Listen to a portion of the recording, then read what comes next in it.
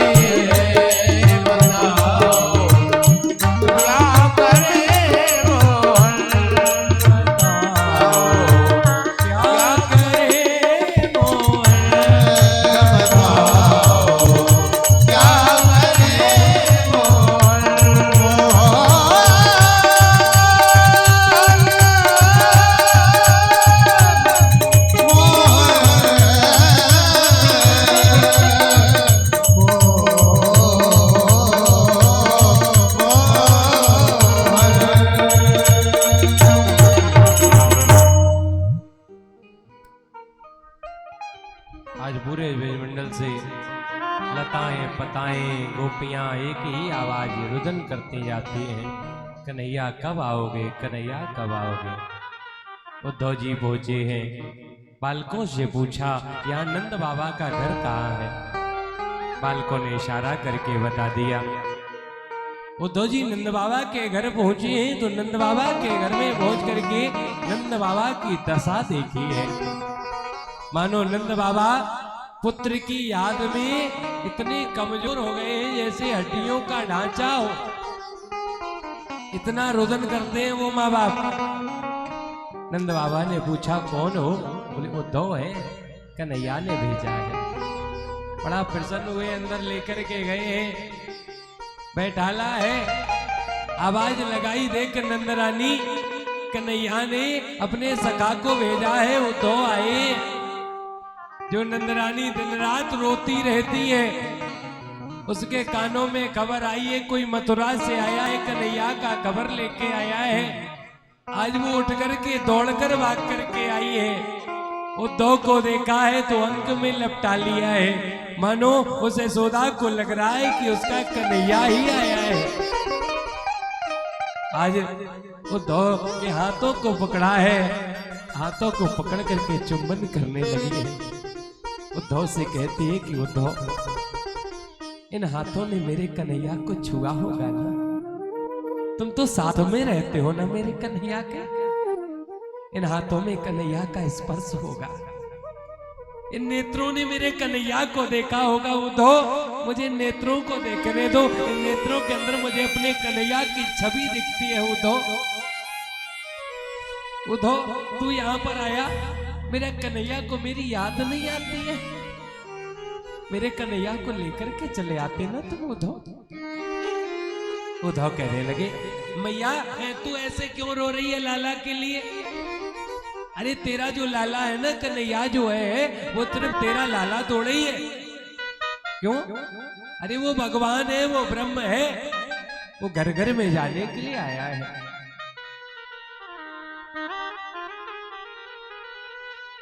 हर घर के लिए, आज इस घर के लिए, कल उस घर के लिए, हर घर के लिए है वो। तू क्या समझती है कि तेरा सिर्फ लाला है? देखो अभी जो यशोदा उद्धव को दुलार कर रही थी, उसे ये लग रहा था ये कन्हैया के जैसा है, और कन्हैया के दर्शन कर रही थी। वो यशोदा क्रोध में आकर के उद्धव को धक्का मार देती है। अरे कितना तू दुष्ट है, हम तो तुझे समझ रहे थे मेरा कन्हैया ही मेरे पास आया है, लेकिन तू तो मेरे कन्हैया को मुझसे दूर करने आया है। क्या कहता है मेरा कन्हैया भगवान है? अरे उद्धव भगवान कौन है, कैसा है मैं जानती हूं। कैसा है भगवान मालूम है? कि बिन पग चलई सुनई बिनु काना, अब कर बिन करम करे विदनाना। बिना पैरों के भगवान चलता है, बिना हाथों के कर्म करता है, लेकिन मेरे लाला के हाथ हैं, मेरे लाला के पैर हैं। उद्धव मेरा लाला है, मेरे लाला को भगवान मत कहो। नहीं है मेरा लाला भगवान, मेरा लाला है। हाँ, ये सिर्फ एक यशोदा की कहानी नहीं है। आप सोचिए यशोदा की कहानी है ना, आज कोई भी मैया हो, उस मैया का पुत्र कितना भी बड़े पद पर पहुंच जाए, कितना बड़ा अधिकारी हो जाए, किसी भी पद पर हो जाए, लेकिन मैया के लिए कभी वो पुत्र बड़ा नहीं हो सकता है। कभी उस मैया से कह देना तेरा पुत्र बड़ा हो गया है, मैया एक ही बात कहेगी, कितना भी बड़ा हो जाए मेरे लिए वही है, वही पुत्र है। सच बता रहे हम, हृदय से बात बोल रहे हैं ये, क्योंकि ये हमने स्वयं अपने कानों से सुना है, जीती जागती घटना है ये। अब जब इस प्रसंग को बोलते हैं सच बता रहे हैं, हृदय द्रवित होता है इस प्रसंग में, क्योंकि हमने ये घटना अपने नेत्रों से देखी और कानों से सुनी है, क्योंकि ये मेरे जीवन की घटना है। मन आया तो विचार कर रहा, सुना दे। अभी तक हमारे साथ बहुत लोग रहे हैं लेकिन ये घटना नहीं सुनी है। हमारे उद्धव भैया ने, अंगद भैया ने भी नहीं जानी होगी। क्यों इस बात को सुनकर के द्रवित होते हैं? एक बार हमारी बहन ने मेरी भागवत कराई थी। हाँ। और बात एक क्यों याद आ गई, उसका कारण है ये, आज जिस बहन ने कथा कराई थी ना, उन्हीं के मामा जी आए थे आज यहाँ। हाँ, मेरे मामा की बेटी ने कथा कराई थी कुछ दिन पहले, लमसम में 2-3 साल पहले की बात। जैसे आप क्या कथा बोल रहे, ऐसे ही कथा बोल रहे थे। सभी लोग वहां पर वो थे, मालूम कौन, जिन्होंने मुझे चलना सिखाया था। मेरे ममाने का पूरा पक्ष, मेरे सभी मामा, मेरी मामियां, मेरे मौसी, मेरे नाना बैठे थे। मेरा सौभाग्य था, एक दिन मेरी मां कथा सुनने आई थी, जिस मैया ने बोलना सिखाया है। वो मां मेरे सामने बैठकर कथा सुन रही थी। मैं अपने आप को बड़ा भागी मान रहा था कि परमात्मा ने मुझे इस लायक बनाया है। जिस मैया ने शब्द दिए, उस मैया के सामने मैं बोल पा रहा हूं। कथा होती रही, सबको मालूम पड़ जाता है कि आज पंडित जी की मैया आई है। और जब मालूम पड़ जाता है ना, तो लोग मिलने के लिए पहुंच जाते हैं। परिवारी जन जब आते हैं ना, तो सब लोग मिलने पहुंच जाते हैं। ये पंडित जी के परिवारी जन है। माता जी के पास सब लोग पहुंच गए। कथा का ये ऐसा दौर है कि घर पे बहुत कम रह पाते हैं। 1 दिन या 2 दिन घर रुकते हैं बस, फिर तो उसी जगह निकलते। तो मैया से मिलना कम होता है। मैया को लगा चलो थोड़ी बातें कर ले। कमरे पर बैठ करके हम और मैया 2 पे 2 बैठे। गांव के सब लोग आ गए, घेर लिया, मैया से चर्चा करने लगे। आदत होती सबकी, सब कहने लगे देखो तुम्हारा बेटा कितनी अच्छी भागवत कहता है, कितने बढ़िया पंडित है। दुनिया की बड़ाई करने लगे। मेरी मैया कुछ देर तो सुनती रही। सुनते सुनते मालूम है मेरी मैया ने एक ही शब्द कहे थे। हमने वो कानों से सुने। मेरी मैया कहने लगी पंडित होगा तुम्हारे लिए, व्यास होगा तुम्हारे लिए, भागवत वक्ता होगा तुम्हारे लिए। मेरा वही बेटा है जिस बेटे को गोदी में लिटाया है, जिस बेटे को बोलना सिखाया है, जिस बेटे को उंगली पकड़ के चलना सिखाया है। मुझसे ये ना कहो मेरा बेटा व्यास हो गया है। मेरा बेटे को बेटा बना रहने दो। मेरे बेटे को व्यास मत बनाओ, मेरे बेटे को व्यास मत बनाओ, क्योंकि मेरा बेटा व्यास बन गया मुझसे दूर हो जाएगा। मेरे बेटे को व्यास मत बनाओ। सच बता रहे हैं, ये जब शब्द मैंने कानों से सुने थे ना, मुझे यशोदा मैया की याद आ गई थी। ऐसे ही वो यूं तो समझा रहे होंगे, वो मैया कह रही होगी वो तो भगवान होगा तेरे लिए, भगवान होगा दुनिया के लिए, लेकिन मेरा कन्हैया मेरा बेटा है, बेटा रहेगा। मेरे बेटे को भगवान मत बनाओ दो, भगवान मत बनाओ। रोते रोते बेहोश होकर गिर पड़ी। उद्धव जी जगाने लगे हैं, भैया उठ नहीं रही।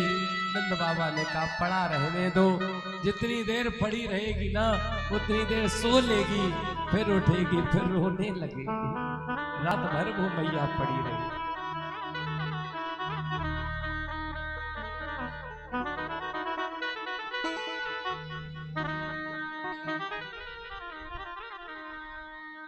और दुनिया ने दिल दुखाया, दुनिया ने दिल दुखाया, मैया मेरी बिगड़ी में। दुनिया ने दिल दुखाया, मैया मेरी बिगड़ी में।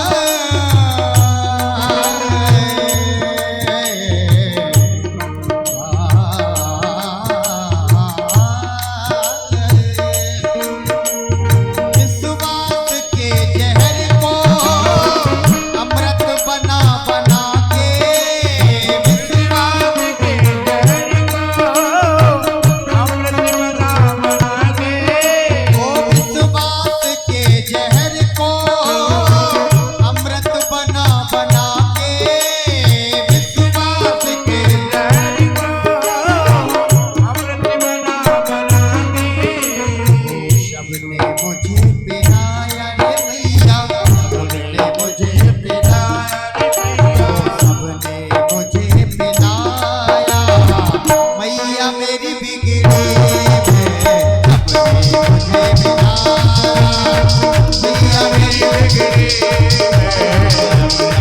दिल दुखाया मैया मेरी बिगड़ी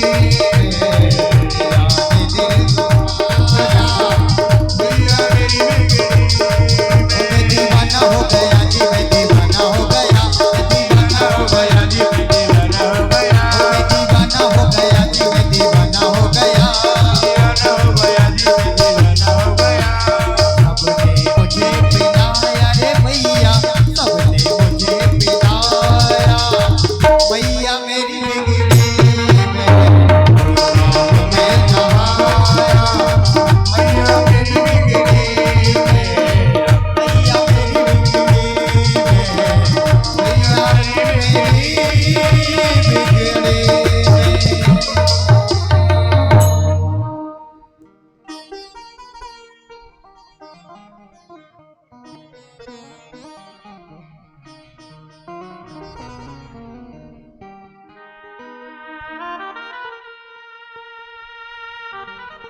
हेलो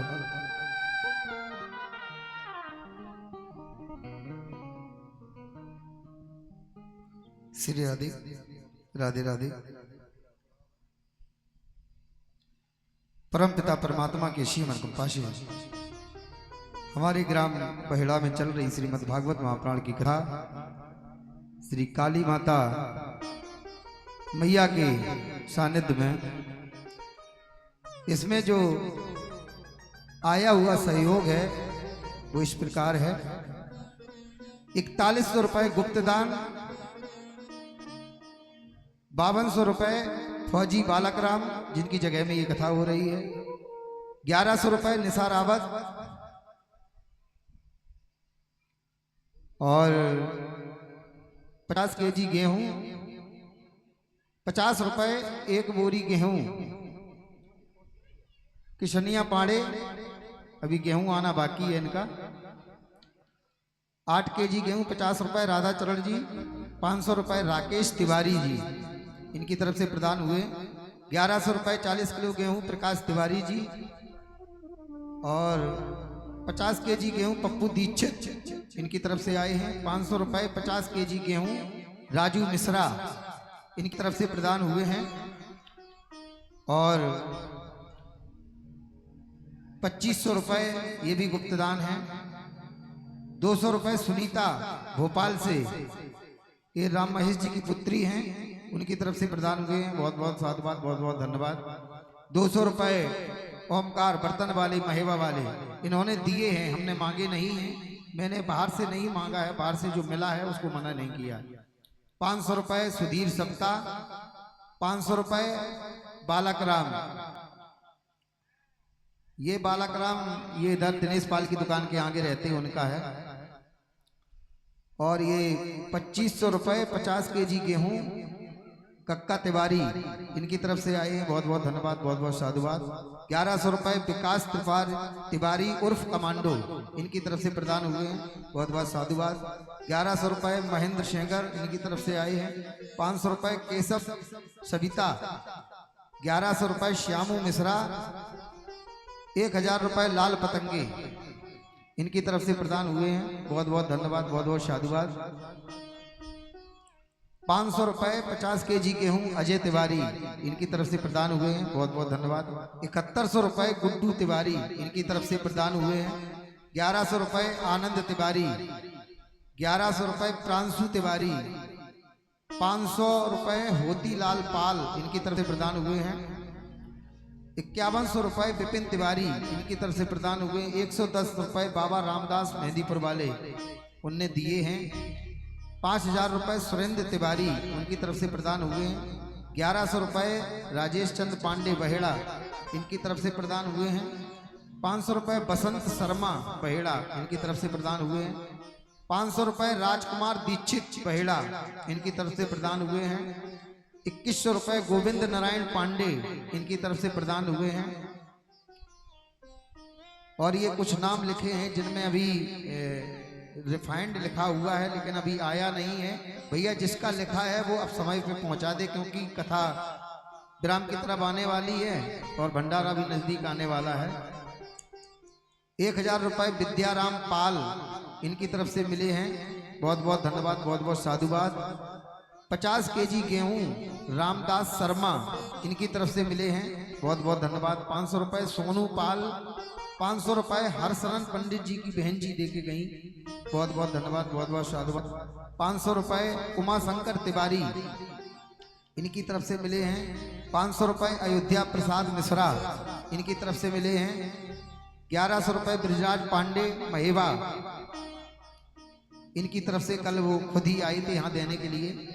सुरेश डॉक्टर महेवा 1100 रुपए ये भी कल देने आए थे।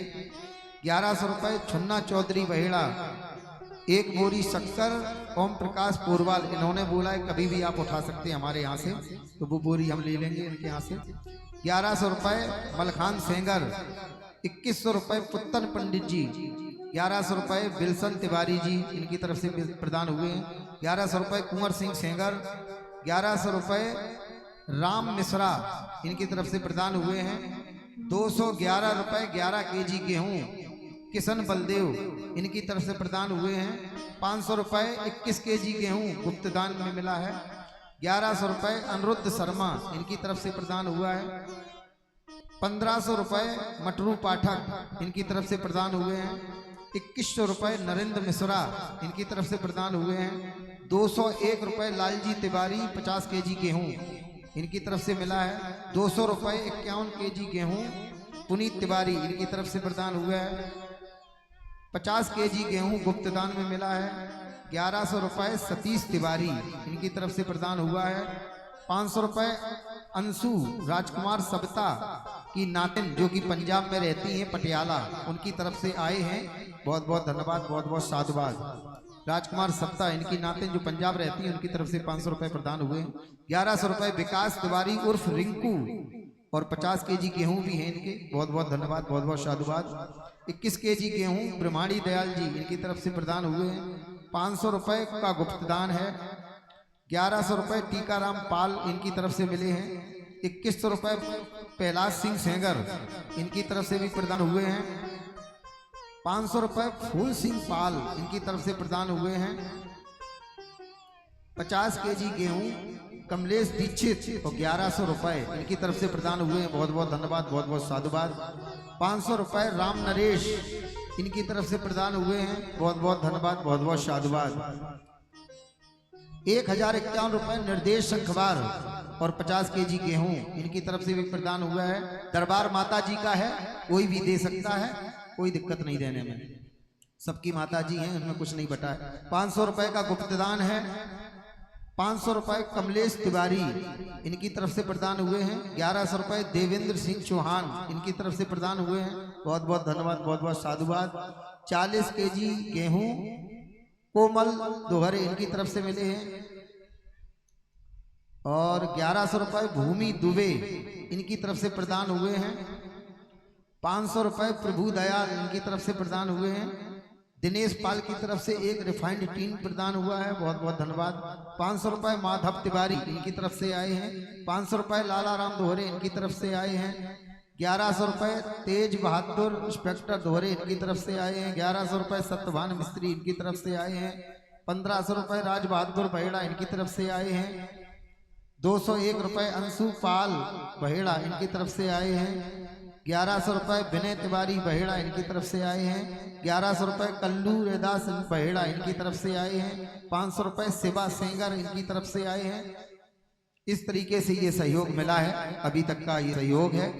इन लोगों के लिए एक बार जोरदार तालियां हो जाएं जिन्होंने ये सहयोग किया है, बहुत बहुत साधुवाद, बहुत बहुत इनका बड़ा धन्यवाद है इनको दिल से। और कोई भी चाहे सहयोग कर सकता है और जिनका जो कुछ भी लिखा हुआ है वो शीघ्रता शीघ्र दे दें। और कुछ लोगों का सहयोग लिखा हुआ है लेकिन अभी बोलेंगे नहीं, वो कल बोलेंगे, और जिससे जितना बन सके वो दे दे। और अब आगे कथा गुरुदेव भगवान की वाणी से आप सभी भक्त श्रवण करें। बोलिए श्री वांके बिहारी लाल की जय हो, माता रानी की जय हो।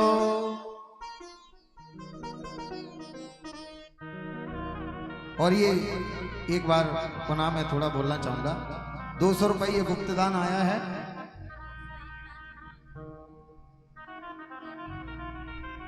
₹201 राजीव माथुर जी की तरफ से आए हैं।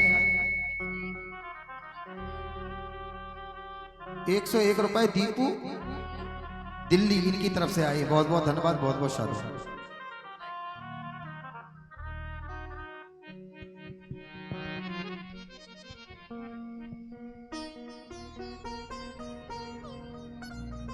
उद्धव जी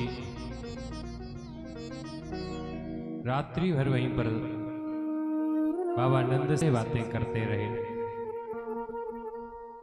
भोर हुई है, गोपियां भोर होकर के नित्य भगवान की राह देखती हैं। सभी गोपियों ने देखा बाबा नंद के दरवाजे कोई रथ खड़ा है।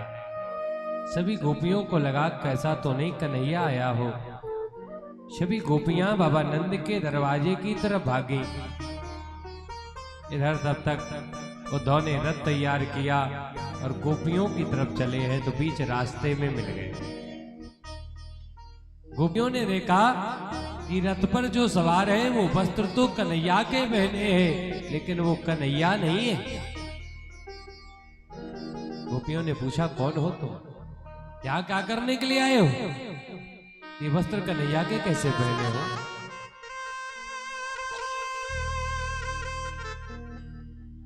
उद्धव जी कहने लगे, हम कन्हैया के सखा है, मेरा नाम उद्धव है। तुम्हारे लिए कन्हैया ने खबर भेजी है, उसका संदेशा लेकर आया हो।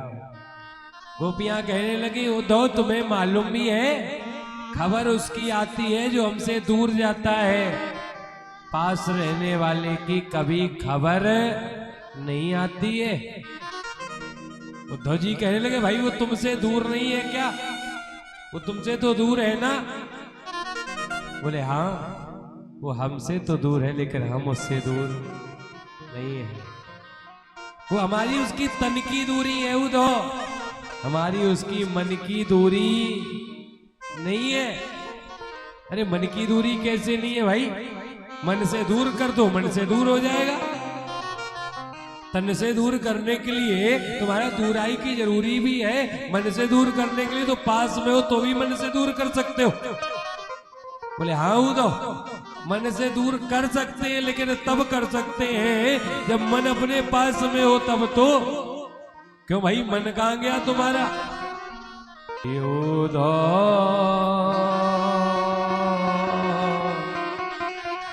मन न भय 10वीं।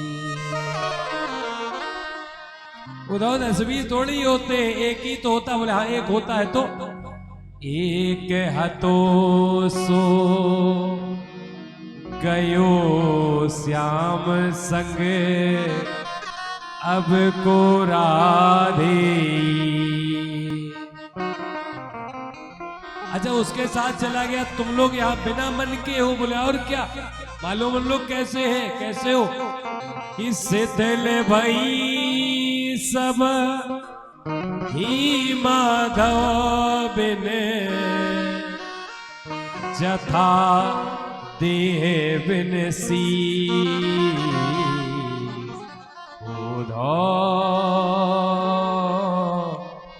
मन न भय 10वीं। हम लोग उस बात है जैसे देह तो है लेकिन शीश ना हो, ऐसे सामने जीवित तो दिख रहे हैं लेकिन मन ही नहीं, मन नहीं है हमारे पास। वो तो ज्ञानोपदेश दे रहे हैं। तब तक क्या हुआ है कि भंवरा चला आया। गोपियों ने भंवरे को देखा है तो भंवरे को देख करके आज कन्हैया जी का निशाना बना करके उद्धव को गालियां देने लगी। उद्धव कारे सबही बुरे, उद्धव कारे सबही बुरे। उद्धव ने कहा मतलब? बोले देखो एक ये काला, ये भंवरे काले को देख रहे हो? ये पुष्प पर बैठ करके पुष्प के पराग को छीन करके चला जाता है। उद्धव एक वो सर्प काला जो चूहे के बिल में जाकर के चूहे को बेघर कर देता है। उद्धव एक वो कौआ काला, जो कोयल के हृदय के साथ में खेलता है, अपना अंडा रख देता है।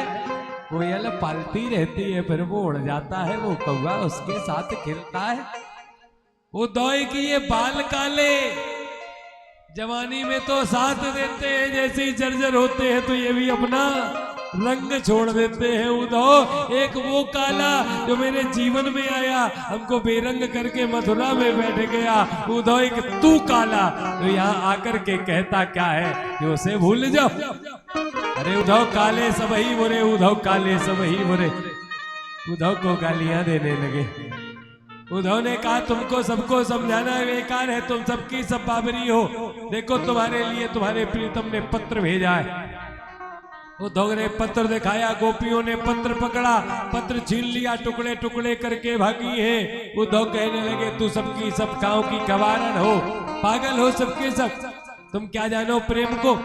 अरे प्रेम करती होती तो प्रीतम के पत्र को देख करके पढ़ती, तुमको तुमने पढ़ा नहीं, किस बात का तुम्हारा प्रेम है।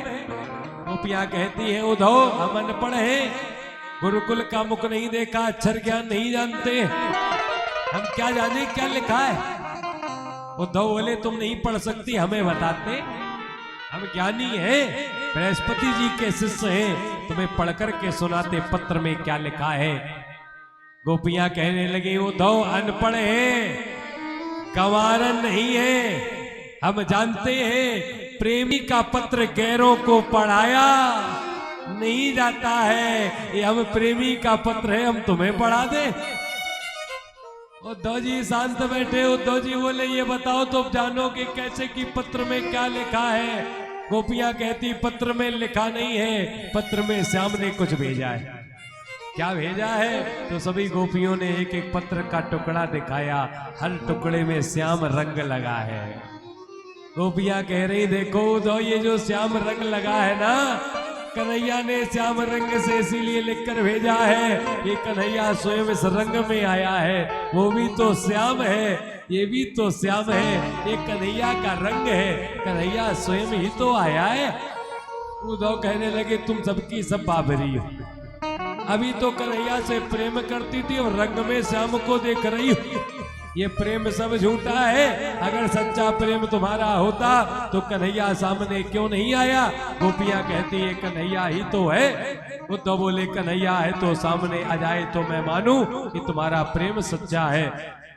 गोपियां कहने लगी उद्धव हमारे प्रेम पर उंगली उठाते हो, अगर मेरा सच्चा प्रेम होगा तो इस रंग को कन्हैया में बदलना होगा, ये मैं दावे से कहती हूँ। कहने मात्र की देर थी, मानो हर टुकड़े में जो श्याम रंग लगा है, टुकड़े का श्याम रंग श्याम में परिवर्तित हो गया। हर गोपी के पास एक एक श्याम पहुंच गया। गोपियां गलवैया डाल लेती हैं। उद्धव ने देखा, चरणों में गिर पड़े, भगवान ये कौन सी लीला है। हर गोपी के पास नजर आ रहे हो, वहां बैठे मथुरा में नजर आ रहे हो, प्रभु ये क्या है, मुझे समझाओ प्रभु क्या है। भगवान कहने लगे उद्धव राम ही केवल प्रेम प्यारा, और जान ले ही जी जान निहारा। उद्धव जहाँ प्रेम है वही राम है, वही श्याम है। हमने वृंदावन कभी छोड़ा ही नहीं था, हम सिर्फ तन से मथुरा में रहते हैं, मेरा मन वृंदावन में ही रहता है। उद्धव ये प्रेम है, तुम क्या जानो ये प्रेम की बातें। हाँ जो प्रेम गली में आए नहीं, जो प्रेम गली में आए नहीं, प्रिय तम का ठिकाना क्या जाने। जो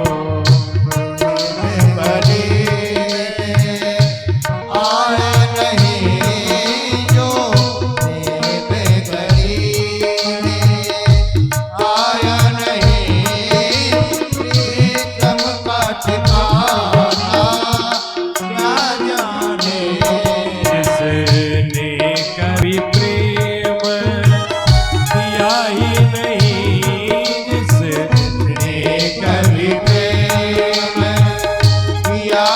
नहीं वो प्रेम निभाना क्या जाने एक ही प्रेम किया ही नहीं वो प्रेम निभाना क्या जाने जो प्रेम करीब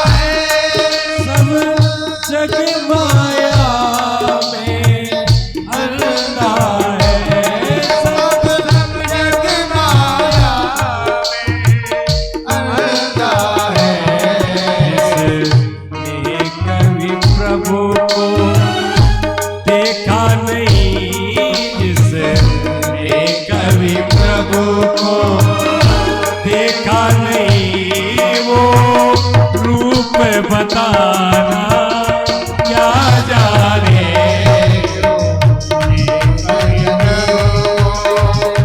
देखा नहीं वो रूप बताना क्या जाने जो आया नहीं तब का ठिकाना क्या जाने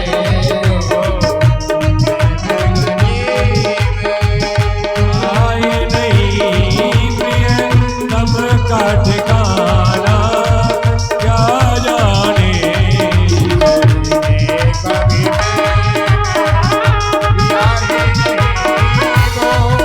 प्रेम दीवाना क्या जाने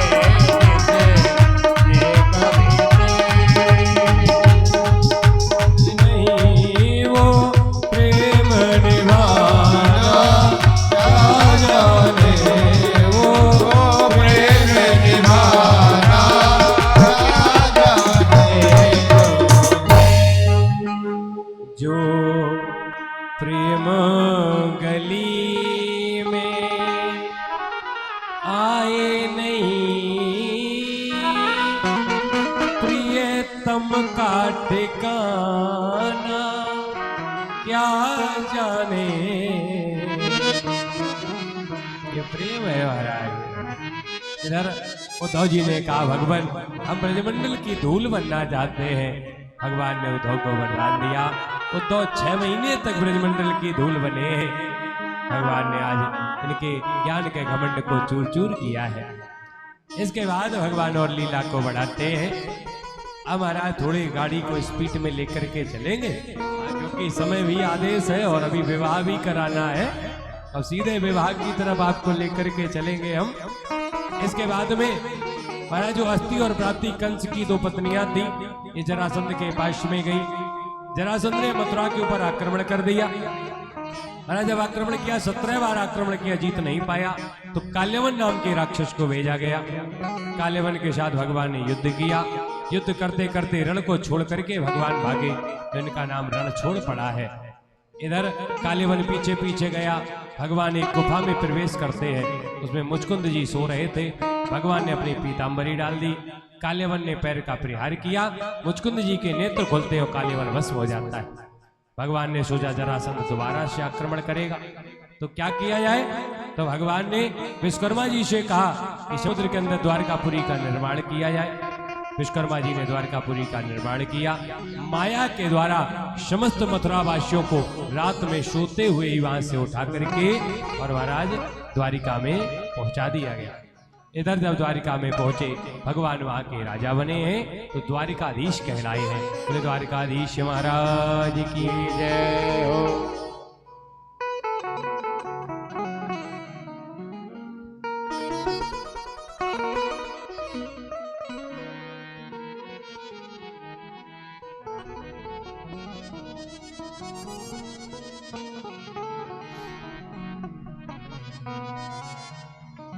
भगवान कन्हैया द्वारिका में पहुंचे।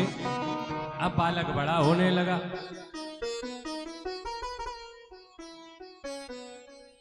बालक बड़ा होने लगा और जैसे ही बालक बड़ा हो तो फिर क्या करना चाहिए। क्यों भेड़ा वाले लल्ला बड़े हो जाएं तो हर मर्द की एक दवा, हर मर्द की। लल्ला ज्यादा सीधे हो तो क्या करे, विवाह कर दे। हाँ ज्यादा टेढ़े हो तो क्या करे कि विवाह कर दे। कम बोलते हो तो विवाह कर दे, ज्यादा बोलते हो तो कि विवाह कर दे। हाँ अधिकतर देखा गया। लेकिन अपनी बताएं महाराज, सीधे हो तो विवाह कर दे, टेढ़े हो तो बिल्कुल ना करे। हाँ काय के लाए महाराज, पराई बिटिया के लाए आफत मोल ले लियो। हाँ या तो लल्ला पहले सुधार ले, ना सुधार ले तो ऐसे घूमन दे ज्यादा ठीक है। हाँ इधर बालक बड़े हो रहे तो विवाह होना चाहिए। तो पहले किसका विवाह होगा, बलदाऊ भैया का पहले विवाह होगा। तो किसके साथ में विवाह हुआ बलदाऊ भैया का, आनर्द पति श्रीमान रेवतो रेवती सुताम। त्रेता युग के राजा है रेवत और रेवत की पुत्री है जिनका नाम है रेवती। रेवती मैया बलदाऊ भैया से एक युग बड़ी है। समझो एक युग, ये तो हो गई उम्र में, लंबाई में दूनी बड़ी है। बलदाऊ भैया है 7 हाथ लंबे और रेवती मैया है 14 हाथ लंबी। समझो आज किसी से कह दो महाराज 1 इंच लंबी बिटिया है, शादी नहीं करेंगे। हाँ अब तो महाराज हाँ बिटिया देखते हैं तो फरमाइशें अजीब हो गई है। जेब में इंची टेप लेके जाते हैं। हाँ कहीं नाक लंबी ना हो, कहीं कान लंबा ना हो। हाँ बिटिया की लंबाई चाहिए 5 फुट 3 इंच। यहाँ फरमाइश से चलती हैं।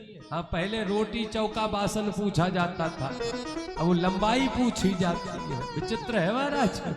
हाँ तरह तरह के लोग हैं, कुछ भी हो सकता है। और जब से महाराज ये चला है ना ये आजकल वाला, तभी से लड़ाइयां ज्यादा चली हैं।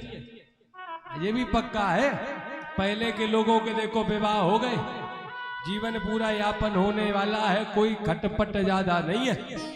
तो आजकल के महाराज साल 2 साल होते के बाद चलो थाने में, कोर्ट कचहरी शुरू।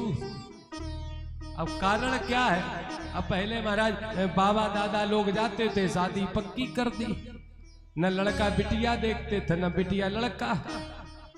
बारात आई, शादी हो गई महाराज। जब शादी होके बहुरिया घर पहुंची तब लड़का ने देखा कि इनके साथ हमारी शादी हुई है। और अब तो महाराज हाँ देखा देखी पहले ही, और जैसी देखा देखी शुरू वाके बाद में हालो शुरू। अब हालो शुरू तो हमारे घर की जितनी महाराज कमजोरी है वो तुम सुन ले, और तुम्हारे घर की जितनी कमजोरी है वो हम सुन ले। हाँ तुमने अपनी सब पोल खोल दी है, उनने अपनी सब पोल खोल दी। बातें सब हो ही गई, लड़ाई लड़ाई बाकी रह गई। बातें सब हो ही चुकी महाराज, लड़ाई लड़ाई बाकी है। बहुरिया घर में पहुंची तो लड़ाई शुरू। अब पहले महाराज बातें तो भई नहीं, जब बहुरिया पहुंची तो बातें शुरू हुई। बातें शुरू होते होते उम्र बीत गई। अब लड़ाई का नंबर आया, तब तक बुढ़ापा आ गया तो छोड़ो, लड़ाई के चक्कर में पड़े। भाई यही लिए लड़ाई है और कोई कारण थोड़ा ही है। इधर महाराज मैया कितनी बड़ी है, दूनी बड़ी। विवाह कैसे हुआ, रेवत महाराज जो थे ये अपनी पुत्री के लिए वर ढूंढ रहे थे, मिले नहीं तो ब्रह्मा जी के पास पहुंचे। ब्रह्मा जी से कहा आपने विधि में इसके लिए कोई वर बनाया है? बोले रुको ध्यान लगाए। और ध्यान लगा करके देखा तो महाराज जैसे ही ध्यान लगाया, नेत्रबंद की, एक युग बीत गया। बोले देखो रेवत महाराज, वर तो था लेकिन उसका विवाह हो गया। कौन? लक्ष्मण जी थे। लेकिन अब क्या करें? बोले यही अब द्वापर में आएंगे बलराम बन के, तुम जाके विवाह कर देना। वह रेवत महाराज आए, विवाह की बात हुई, बलदाऊ भैया राजी हो गए। मंडप के नीचे जब हवन का समय आया तो देखा क्या महाराज, मैया भैया से दूनी बड़ी। कन्हैया जी खड़े खड़े हंसे। बलदाऊ भैया बोले काय के लिए हंस रहे हो? कन्हैया बोले भैया लंबाई भाभी की बहुत बढ़िया है, अब घर में ना नसैनी की जरूरत न जीना की। हाँ, छत में कोई चीज रखने हैं तो भाभी उठाएंगे, छत पे खुद ही पहुंचा देंगे, काय चक्कर में पड़े। बलदाऊ भैया सोच रहे आज हंसी कर रहा है, कल और करेगा, तो क्या करें? बगल में देखा हल मूसल रखा था, हल में फंसाया मैया को, मूसल से 3 बार ठोका। महाराज मैया लेवल में आ गई। पीछे वाले गलत बात हम समझ रहे हैं। हाँ, ये जो पीछे वाले लोग बैठे ना, इनके मन में एक भाव आ गया कि पंडित जी ने बढ़िया तरीका बता दिया है, हमाऊ देवी जी थोड़ी इंच भर बड़ी है, घर में रखा ही है तो हम थोड़ा बहुत ट्राई कर ले। वो भगवान थे तो लेवल में ले आए। हाँ महाराज, इनका वो अस्त्र है, इनका अस्त्र चलाने की कोशिश न करना, न खाम खाम लेवल लग जाएगा। जैसी मिली वही ठीक है, चक्कर में न पड़ो। इधर महाराज रेवती मैया के साथ बलदाऊ भैया का विवाह हो गया। अब भगवान कन्हैया का विवाह तो कहां पर हुआ इनका? राजा आसीत भीष्म को नाम विदर्पति तस्य पंचाभवन पुत्रा कन्निका च परानना। विदर्भ देश के राजा हैं, कुंडन प्रदेश है, नाम है भीष्मक। इनके 5 पुत्र हैं, एक पुत्री है, पुत्री का नाम रुक्मणी। इधर महाराज राजा भीष्मक ने नारद जी के द्वारा एक बार द्वारकाधीश के गुणगान को सुना था। मन ही मन विचार कर लिया था कि रुक्मणी का विवाह हम द्वारकाधीश के साथ करेंगे। इधर रुक्मणी मैया ने भी द्वारकाधीश के बारे में सुना था, तो मन ही मन महाराज ये भी सोचती थी कि भाई हमारा भी विवाह हो जाए। तो धीरे धीरे समय बढ़ा, मैया जब बड़ी हो गई तो एक दिन भीष्मक ने अपने पुत्र रुक्मी से कहा कि रुक्मी, हम चाहते हैं रुक्मणी का विवाह द्वारकाधीश के साथ कर दो।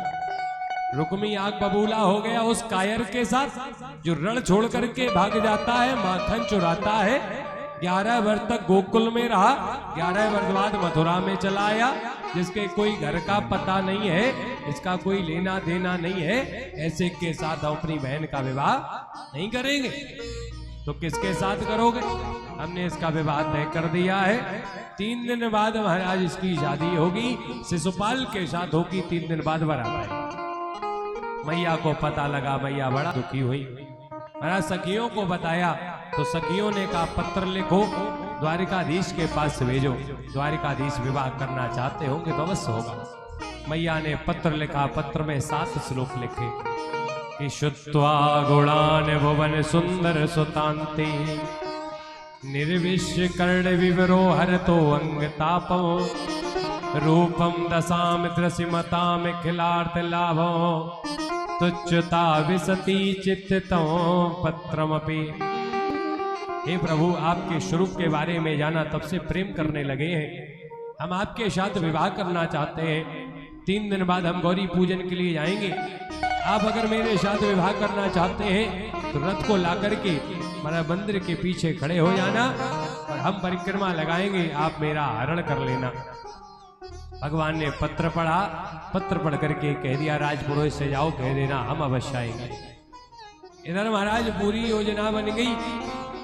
जैसे ही 3रा दिन आया है, मैया तो गौरी पूजन के लिए जा रही है और भगवान ने दारुक से महाराज एक दिन पहले ही कह दिया कि महाराज रात में 2 बजे चले जाना, रथ लेके चलना है। बोले कहाँ जाना है? बोले कुंदनपुर जाना है, चुपचाप की शादी करना है, किसी से कहना नहीं। दारोग बोले ठीक है भाई। रात में 2:30 बजे उठे, नहाया धोया, चलने लगे। देवी जी चली आई। कहाँ चले 2:30 बजे? अरे वो राजा साहब ने बुलाया। राजा साहब काम होगा, काम बताइए। बोले नहीं वो काम नहीं बता सकते, राजा साहब ने मना किया। बोले काम नहीं बताओगे जा नहीं पाओगे, दरवाजा बंद, ताला लॉक। अब फंस गए महाराज। दारोग जी बोले देखो हम बता देंगे, किसी से कहना नहीं। बोले हम किसी से ना कहने वाले। बोले पक्का? बोले पक्का। जय परमेश्वरी गंगा जो हम कौत कही जाए। अच्छा सुनो, जो अपने राजा है ना द्वारिकाधीश, वो चुपचाप की शादी करने जा रहे कुंदनपुर। ऐसे ही सुना हे भगवान, चुपचाप की शादी, शर्म नहीं आती इन्हें राजाओं की? क्या करने, राजा है, जो मैंने शुक्र है तो कल। जैसे तैसे बात खत्म। दारुक तो बाहर निकले। देवी मैया ने दरवाजा बंद किया, पीछे खिड़की खोल दी। ये बगल वाली जीजी, बगल वाली चली आई। हाँ जीजी का मालूम है, हमारे स्वामी जी है ना, आज वो वहां गए राजा साहब के यहाँ। क्यों, कुछ काम था? अब हम बता नहीं सकते हैं। अच्छा हमसे छुपा रही हो? स्वामी जी चले जाते, हम ही काम आते हैं। आज के बाद सब प्रेम खत्म, सब संबंध खत्म, हमसे छुपा। दीदी हम बता देंगे, तुम किसी से कहना नहीं। अरे परमेश्वरी जमुना, हम जो काउ से कह जाए। तो सुनो, वो जो है ना द्वारकाधीश, वो चुपचाप की शादी करने गए हैं। चुपचाप। नहीं दीदी कहना नहीं, देखो डांट पड़ेगी, मालूम पड़ेगी, कहना नहीं, हम नहीं कहेंगे, बिल्कुल नहीं। इन्होंने दरवाजा बंद किया, पीछे खिड़की खोल दी। ये बगल वाली दीदी, बगल वाली चली आई। उन्होंने कही औरतें, और ने कही औरतें, और ने कही औरतें। खबर पहुंची औरतें, औरतें से औरतें, औरतें से औरतें, और ने कही औरतें, तो औरतें से औरतें, औरतें से औरतें। परमेश्वरी तो वही तो बनी औरतें। ऐसे थोड़ी महाराज नाम रखा गया औरतें। जब तक अपनी बात ना कह ले औरतें, तो काय बात की औरतें। खैर आप लोग बुरा नहीं मानना, खैर इसमें कोई गलत बात थोड़ी है। ये आप लोगों के अंदर प्रेम ज्यादा होता है, तो अपने पेट में पचता नहीं है, दूसरे से कह देते हैं। ये आपका वात्सल्य है, प्रेम है। हम लोगों के अंदर प्रेम नहीं होता, तो इसलिए मन में ही सब रखे रहते, बताते नहीं। आपका गुण है, अच्छा है, अच्छा होना चाहिए। खैर भैया कहना पड़ेगा, टेंशन नहीं लेना है, तो औरतें ही घर के लिए। हाँ अपनी बात है। खैर अब वोट बैंक ज्यादा है, खाम खाम महाराज हार जाएंगे हम, इधर गड़बड़ हो गया तो। खैर महाराज इधर खबर फैलने लगी, और भगवान कन्हैया रथ लेकर के आज पहुंचे हैं। महाराज कहाँ पहुंचे, तो मंदिर के पीछे खड़े हुए। मैया जाकर के गौरी पूजन करती हैं, और जैसे ही गौरी पूजन किया है, गौरी पूजन करते करते गौरी मैया से कहने लगी है कि मोर मनोरथ जानहु नीके। हे मैया, मोर मनोरथ जानहु नीके। गौरा मैया बोली कि तोर मनोरथ ठाड़ो पीछे। मनोरथ आगे थोड़ी है, पीछे है, पीछे। महाराज मैया ने परिक्रमा लगाई, मंदिर के पीछे पहुंची। द्वारिकाधीश खड़े हैं, हाथ बढ़ाया, हाथ में हाथ मिला, पानी ग्रहण हो गया। मैया को रथ में बैठाल करके भगवान भागे हैं। रुक्मणी हरण भगवान की। रुक्मणी का हरण किया है, तो रुक्मणी हरण कहलाए है। रुक्मी ने युद्ध करने लगा। भगवान पहले युद्ध करते हैं, बाद में रथ के पीछे बांध लिया, आगे बढ़े। तब तक क्या हुआ, जो खबर औरतें से औरतें, औरतें से औरतें फैली, वह कहां पहुंची, रेवती मैया के पास। रेवती मैया ने बलदाऊ भैया से कहा, बलदाऊ भैया उधर से चले। कन्हैया को देखा, कन्हैया सर नीचे किए। भगवान को देखा, क्यों कन्हैया ज्यादा शादी की जल्दी थी, हमें बताते, हम बारात लेके जाते। कन्हैया बोले भैया ले तो आई है, अब आप शादी आदि करा दे भाई, हम तो ले ही आए हैं। अच्छा कन्हैया, वैसे हम शादी कराते तो दहेज अहेज मिलता, तुम्हें कुछ मिला? हाँ भैया दहेज तो मिला। कहाँ है? बोले पीछे बंधा। बलदाऊ भैया सोचे कोई बक्सा मिला हो, पीछे देखेगा रुक्मी बंधे। बोले ये कौन है? बोले सारो है, जीवन भर को सारो। बोले ऐसो सारो नहीं चाहिए, तुरंत खोलो। तो महाराज जैसे तैसे महाराज उसको रुक्मी को खोलकर लज्जित किया। इधर भगवान कन्हैया रुक्मणी मैया को लेकर के आए हैं और विवाह की तैयारी होने लगी है। आइए विवाह की हम लोग बड़े भाव से तैयारी करते हैं। अच्छा ये बताओ इसमें लड़की वाले कितने लोग हैं?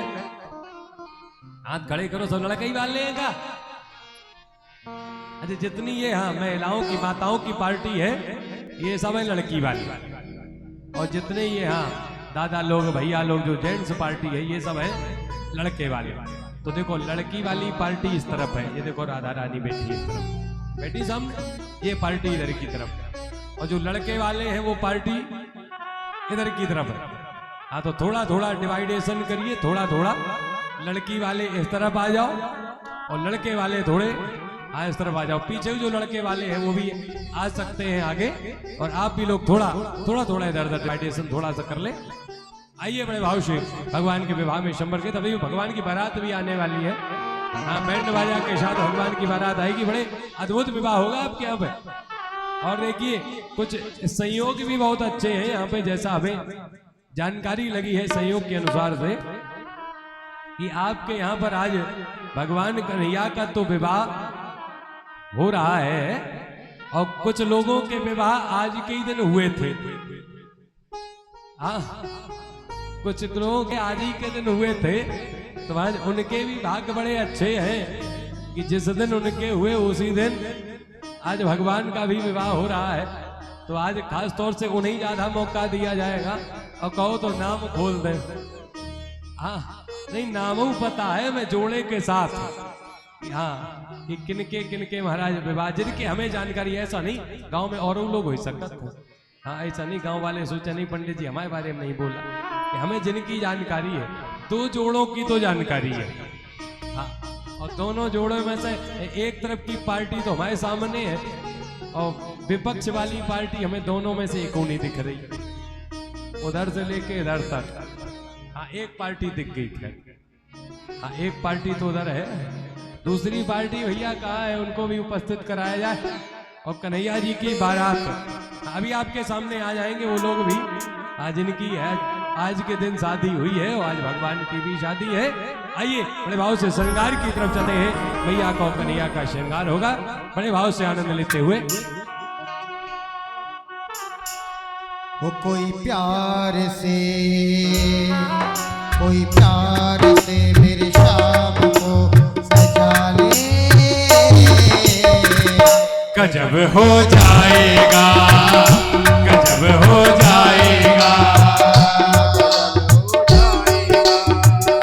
गजब हो जाएगा। कोई प्यार से मेरे शाम को सजाए, गजब हो जाएगा, गजब हो जाएगा, गजब हो जाएगा, गजब हो जाएगा, गजब हो जाएगा, गजब हो जाएगा, गजब हो जाएगा, गजब हो जाएगा। कोई प्यार से, कोई प्यार से, कोई प्यार से मेरे शाम को सजाए, गजब हो जाएगा, गजब हो जाएगा।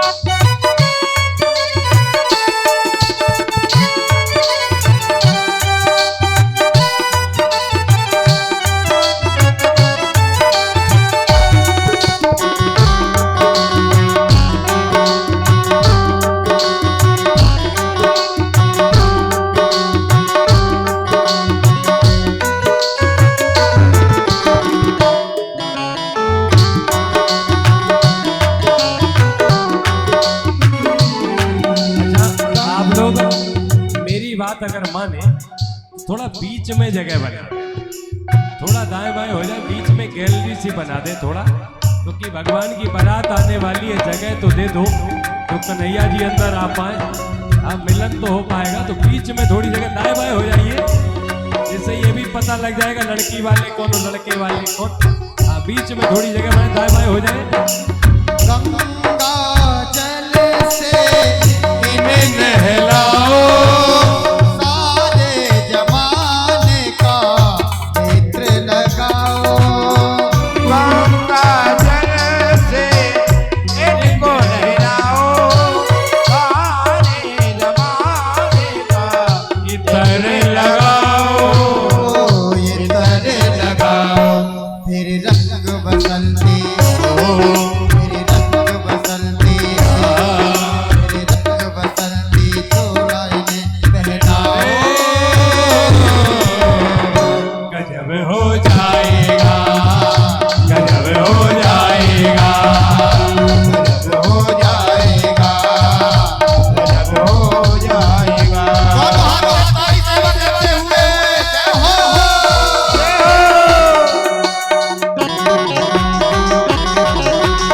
दोनों हाथ उठाकर बजाते हुए।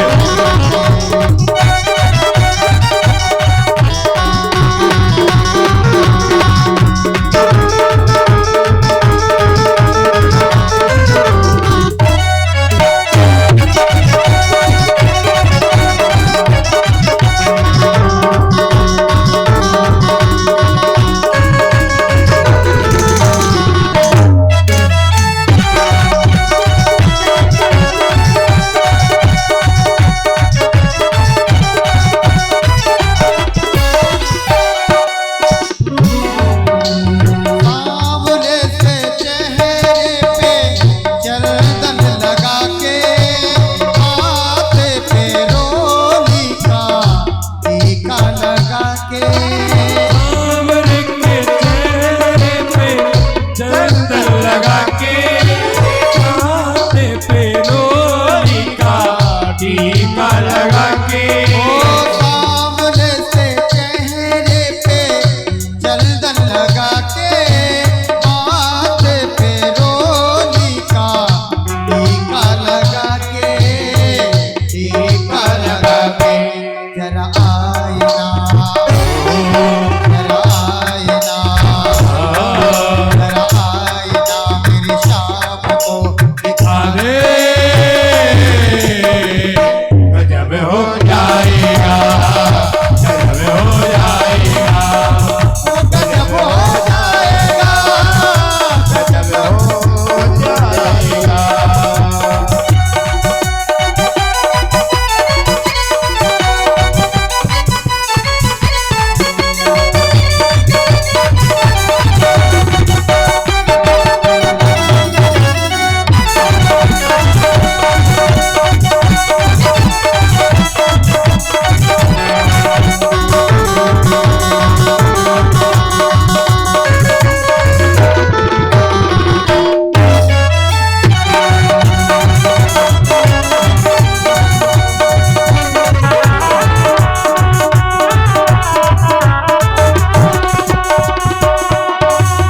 कानों में कुंडल बैजंती माला, दूल्हा लगा है नंद जी का लाला।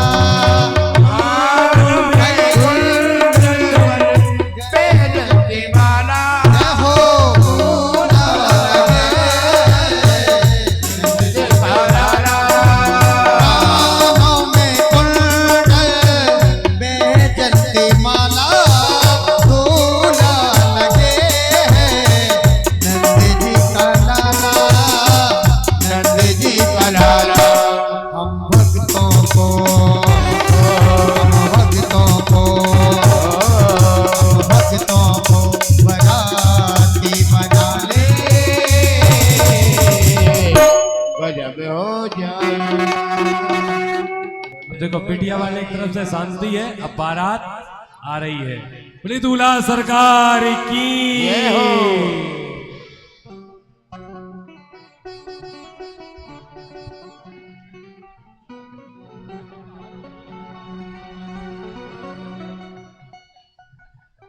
ओ सुंदर सलोना मुखड़ा ये कजरारियां, कजरारियां तो में जगह बना दे, बीच से बीच में जगह बना दे।